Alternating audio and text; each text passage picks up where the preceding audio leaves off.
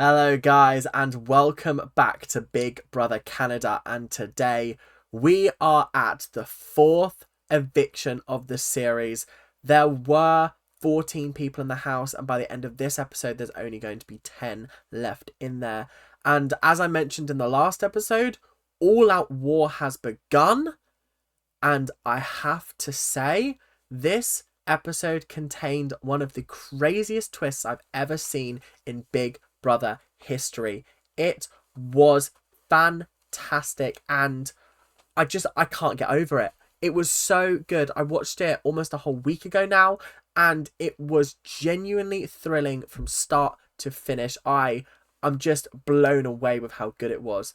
But before we get into the episode, I just want to say thank you guys very, very much for subscribing. We are on our way to 900. We've got a ways to go, but you guys are doing absolutely fantastic at the moment. So please, please, please keep on going. Keep on subscribing. If you're watching and you're not subscribed and you're enjoying the content, make sure to hit that subscribe button. It's free. I don't charge anything. This ain't OnlyFans. So without much further ado, let's get into the video, shall we? So it's around about this point in the series where Big Brother starts to pull some twists, pull some shenanigans, and get some stunts and tricks out of the bag in order to mix things up for the house. The motto of the series is expect the unexpected, or at least it is on the US one. I don't know about the Canadian one. But I have to say, this episode was potentially one of the best I've ever watched. It was incredible. It started off with so much gameplay, and then they introduced a twist that just blew everything out of the water. So we're going to start with Elijah being absolutely raging about the fact that the veto wasn't used. If you recall in the last episode, Elijah's plan was to get Lexus to use the veto on Todd or Tola and then put Bailey up and get rid of Bailey. However, V managed to dissuade Lexus from using the veto, meaning that Todd and Tola were heading for eviction, or the eviction vote. Elijah was not happy because clearly something has happened behind his back that has changed the mind of Lexus, and he wants to know what happened. And basically, Lexus said like, oh, I don't think it would have been good for my game, etc., because like they were saying that you were going to put up Matt, etc. And Elijah was like, I never said that. In fact, V and Avery were the ones that were saying that they were going to come after you and Matt. And I was like, oh no, because Elijah's now completely blowing up his alliance by splitting it right down the middle, because it's going to end up being Elijah, Matt and Lexus against V, Avery and Kayla, and then Dougie's going to have to pick a side. He can't keep playing both sides because people are going to get concerned and want him out of the house if he's a bit of a floater. So it is a real complicated mess. But then Lexus was banging on about the fact that Bailey had said that she wanted Matt out of the house and she wanted this, she wanted that, etc., etc. And I was like, hang on a minute. When did any of this happen? Like, I'm not going to call Lexus a liar, but usually when someone says something like this, they flash to a scene of it actually happening. But it didn't happen. It didn't happen in the episode. So did this conversation take place? Because I haven't seen Bailey do that. And I'm not about to have my gal voted out on false allegations. What's going on here? Bailey, I'm rooting for you, but like, you gotta start squashing these like rumors that are going around. And then Matt's telling V that Goose has thrown her under the bus because Elijah's gone to Matt. Matt's then gone to V and been like, yo, by the way, Elijah's just thrown you under the bus. And V's gone upstairs and been like, yo, what the fuck? First of all, why have you said that? Because that's not true. She's basically gaslighting him, but I can understand why. This is a game. Her lies are being unraveled and she's got to try and protect them. It's such a complicated process because now it's getting to the point where we're seeing the entire Directors Alliance blow up in their face because there are ulterior motives there. There are alliances within alliances, And that's now causing problems because the two sides of the alliance don't want to work together anymore. So the next portion of the episode consisted of Bailey attempting to campaign to keep Todd in the house. Todd is one of her allies, has been since Donna was in the house, and I feel like Todd is actually a very, very useful person to have in the house. He's not particularly good at competitions. He's not particularly sort of good at the gameplay side of things, but he is an extra vote for you. And in a house that's now coming down to 10 people, if he's on the girls' side, which is Bailey, Avery, Kayla, V, then that's half of the house on one side. And I think he kind of needs to join the girls in order to protect himself, because they've essentially got the numbers to at least throw it to deadlock, and then he just needs to campaign for one more vote in order to completely stay. Because the idea at first was to get Elijah to pick who goes home, but obviously they want Tola out, so they can't risk Todd being Elijah's pick to go home, even though I'm fairly certain that like Elijah would vote for Tola. You can't take that risk because he actually might go for Todd. So it's a very, very interesting strategy. The only problem is Todd will have to go and talk to someone and try and get him or her to vote Tola out. And currently, the only other people who are voting are Matt, Lexus, Vivek, and Dougie. And the only one that would remotely be interested in voting out Tola would be Vivek. But then they were like, oh, you got to go talk to Dougie. And I was like, there's no way that Dougie is winging, thinking in a vote, rigging a vote to get at Tola. He would rather see Todd go home than Tola because Todd's not part of his shield. It's complicated. And it is a little bit crazy now that we're getting into the thick of it. It's getting a little bit wild. So that was pretty much it for the gameplay section, but now we've got to talk about the big twist in this episode. Now, I completely forgot about the executive veto that was hanging in the trophy room. This was something that was introduced at the start and was like, oh, what's that? And then we completely forgot about it. And then they introduced it again in this episode by having it go missing.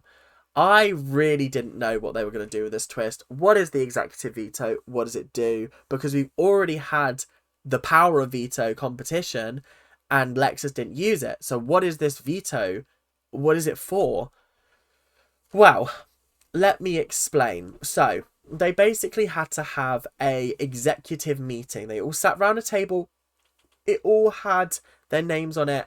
And it was confirmed that someone was going home. That's the most important part. I was worried that it was going to be like, the executive veto means that everyone's staying this week. No, that's boring. Someone is going home.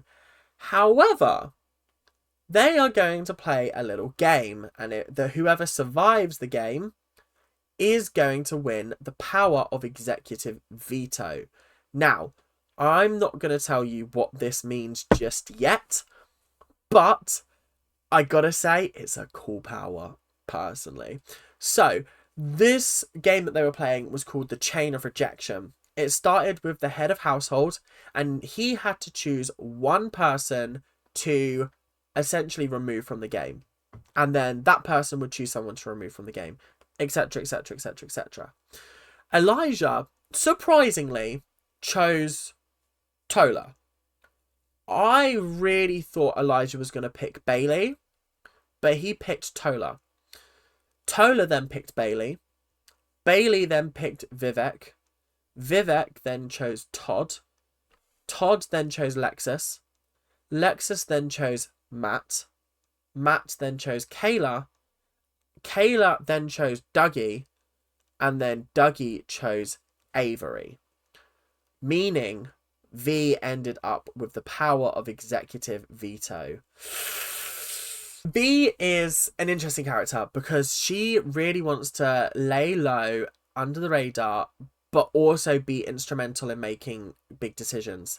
This kind of forces her into the limelight, and also means that she reveals her alliances, because this power of veto means that if she uses it, she can overturn the decision, take somebody down, and then the person that gets taken down chooses their replacement. Which is a little bit fucked, because it becomes so much more of a strategy game now. Because you've now got everyone thinking, shit, who are Todd and Tola going to put up as their replacements if V uses it? And let's face it, V is wanting to use it. She's looking to use it because there is a plan that could work and could get somebody out of the house that not many people trust. So, what is this plan, I hear you say? Well, V takes people off into the back rooms to sort of plead their case, etc., etc. V tells Tola to put Vivek up, and she also tells Todd the same. However, Tola is very much like, no, I want to put Bailey up. And V's like, no, if I take you down, you have to put Vivek up. Do not put Bailey up, because that would be bad for your game, etc., etc. So the only problem is that she was going to go with Tola, because Tola was like, yeah, don't worry. I'll take Vivek out. I'll put him up. But then Tola was saying to Dougie, no, I'm going to put Bailey up. And then when V told her plan to Bailey, Bailey was like, no, take Todd down, because Todd will definitely put Vivek up. There's no way he's going to cause a stir by putting someone else up. He will put up Vivek because that's what you want to happen. So why would you go with Tola? And I gotta be honest, it made so much more sense to go with Todd than it did to go with Tola. Tola is unpredictable and really could have mucked things up by putting Bailey up there, just as a sort of, I'm willing to take the big swing kind of thing. That would have been really bad. Really, really bad. And I think they actually did it very, very well, because it added that extra layer of like unpredictability to it. Because if it was like, oh, V gets to choose who goes up, then it would have been like, oh, well, it's Vivek. Whereas like, until she revealed, I was like, oh, I don't know, it could be Todd, it could be Tola. And then also, who are they gonna put up? Are they gonna take a big swing? Are they gonna surprise us? I don't know. But V did use the power of executive veto on Todd, and Todd did put Vivek up as his replacement, and I found it incredible, because he was like, you took out your best friend in the game, so I'm taking you out as revenge. And I was like, brilliant, love it, absolutely fabulous. So obviously the time has come for Vivek to be like, please guys, please, can you save me? And Dougie basically told him he's going home. They haven't got the votes to save him. And I was like, raw.